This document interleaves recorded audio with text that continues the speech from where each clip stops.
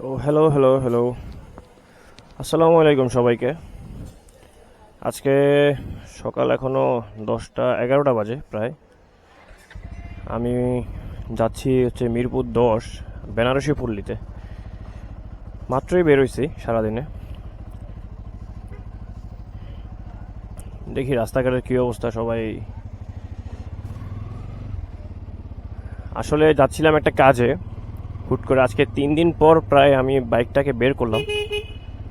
3 দিন পর বের করে এখন বাইকটা ভালোই স্মুথ লাগতেছে, কারণ কিছুদিন আগে আমি একটু সার্ভিস করাইছিলাম। গাড়ির সাউন্ড সব ওকে একদম। এই যে দেখেন, বের হইতে না হইতে মেজাজটা খারাপ করে দিল।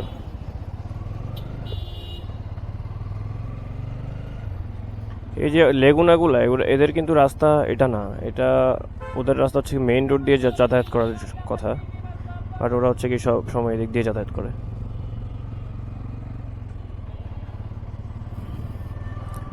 এলাকা থেকে বের হয়ে যাচ্ছি, দেখি কতটুকু গিয়ে কাজ কমপ্লিট করতে পারি। কারণ মেইনলি কাজটা হচ্ছে আমার কাজিনের বিয়ে, তো ওই উপলক্ষে সে কিছু কেনাকাটা করবে। দ্যাটস ওয়াই আমাকে লাগবে, আমার কিছু হেল্প লাগবে, তো তাকে সাপোর্ট দেওয়ার জন্য মেইনলি যাচ্ছি আর কি বেনারসি পল্লী, কিছু জামা কাপড় কেনার জন্য। দেখা যাক কতটুকু হেল্প করতে পারি। রাস্তাঘাটে বের হওয়াই যায় না, কি পরিমাণ জ্যাম। আর ইদানিং বনশ্রীর রোডটা প্রচুর জ্যাম হয়ে গেছে, মানে এত জ্যাম কি বলবো, একটু চলাফেরা করা যায় না কোনোভাবে।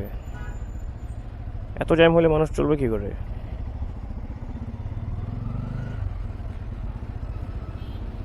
মানুষ বলে বাইকাররা নাকি চিপা চাপা দিয়ে বের হয়ে যায়, রাফ চালায়।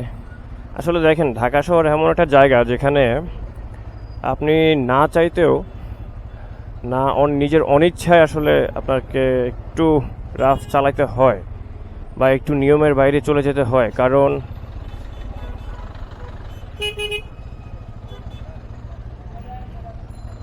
কারণ আমাদের সময় মতো তো গন্তব্যস্থানে পৌঁছাইতে হবে। হ্যাঁ, অবশ্যই এটা ঠিক যে একবারে না পৌঁছানোর চেয়ে একটু দেরি করে হলেও পৌঁছানো ভালো, কিন্তু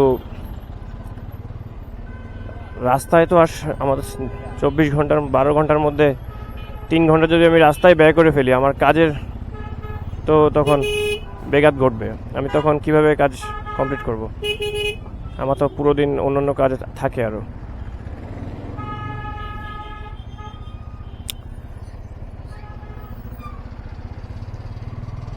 এত জ্যাম আপনাদেরকে আর কি দেখাবো বলেন।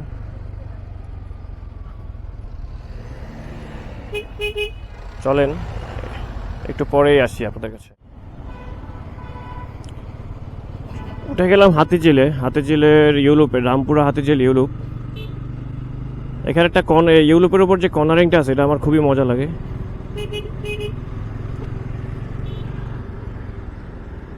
বাট এখন হচ্ছে কি গাড়ি ঘোড়ার অনেক রাশ, হয়তো নিতে পারবো না।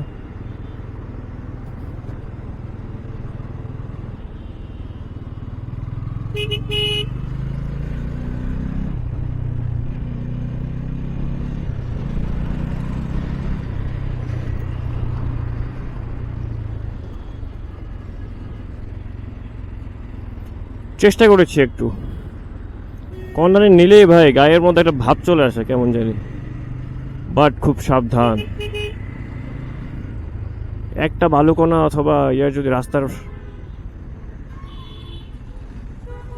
মধ্যে এসে পড়ে, জীবন ওখানেই শেষ। হাতিঝিলে গাড়ি চালাতে ভালোই লাগে, কারণ রাস্তা একটু ফাঁকা থাকে।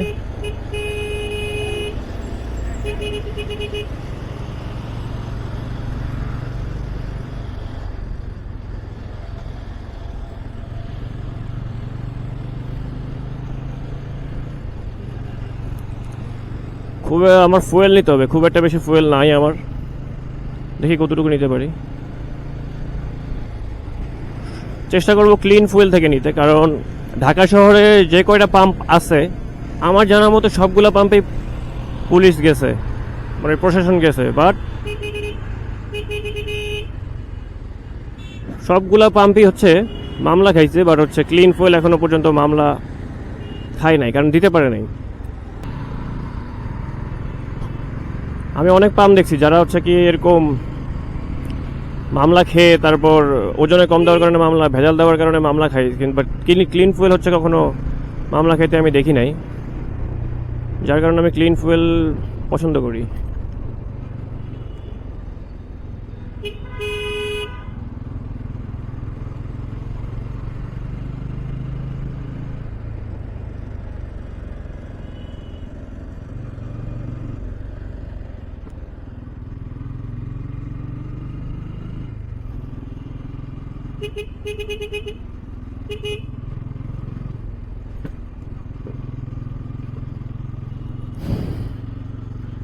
আমার ফুয়েল বেশি নেই, দেখতেই পাচ্ছেন। আমি এখন গুলশানে ঢুকে গেলাম, মহাখালীতে ঢুকে গেলাম।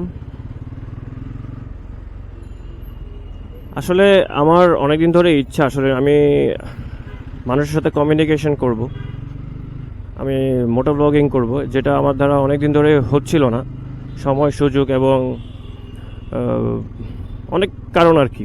যাই হোক, ফাইনালি আমি আপনাদের সাথে এখন থেকে কথা বলতে পারবো, সুন্দর সুন্দর ভিডিও দিতে পারবো আপনাদেরকে। চেষ্টা করব, দোয়া করবেন আপনারা যেন আমি আরও ইন্সপায়ার হই আপনাদের থেকে, সাপোর্ট করবেন। আসলে একটা মানুষ ইন্সপায়ারেশন না পাইলে কোনো কিছুতে আগাইতে পারে না। আপনারা যদি সাপোর্ট করেন, ইন্সপায়ারেশন পাই, তাহলে আমি ইনশাল্লাহ এগিয়ে যাব আপনাদের দোয়ায়। আমি ডিমোটিভেটেড হতে চাচ্ছি না, হতে চাই না অ্যাকচুয়ালি, কারণ আমি লাইফে অনেক ডিমোটিভেটেড হয়েও সেটা আবার ট্রাই করতে চাই এবং আমি করিও, বাট সবসময় তো সব কিছু সাকসেসফুল হবে এমন কোনো কথা নেই। মাঝে মধ্যে লাইফে দুই একবার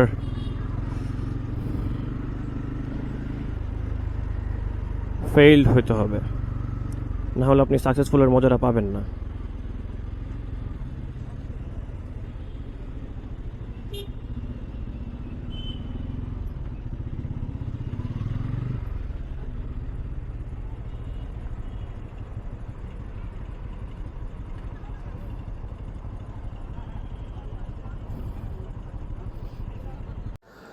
সো একটা পর্যায়ে আমি এসে পরে আর ক্যামেরাটা অফ করে দিই, কারণ আমার মাইক্রোফোন কাজ করতেছিল না এবং পাশাপাশি হচ্ছে অনেক গরম পড়তেছিল, যার কারণে আমার ওভারহিটের কারণে আমার ক্যামেরা অফ হয়ে যায় automatically.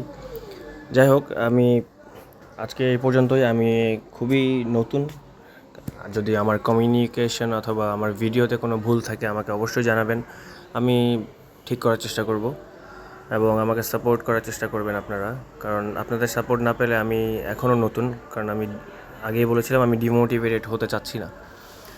What ever it is, সবাই আমাকে সাপোর্ট করবেন, দোয়া করবেন এবং সুস্থ থাকবেন। সবাইকে আল্লাহ হাফেজ, ভালো থাকবেন যতক্ষণ পর্যন্ত না আমার নেক্সট কোনো ভিডিও আসতেছে। আসসালামু আলাইকুম সবাইকে।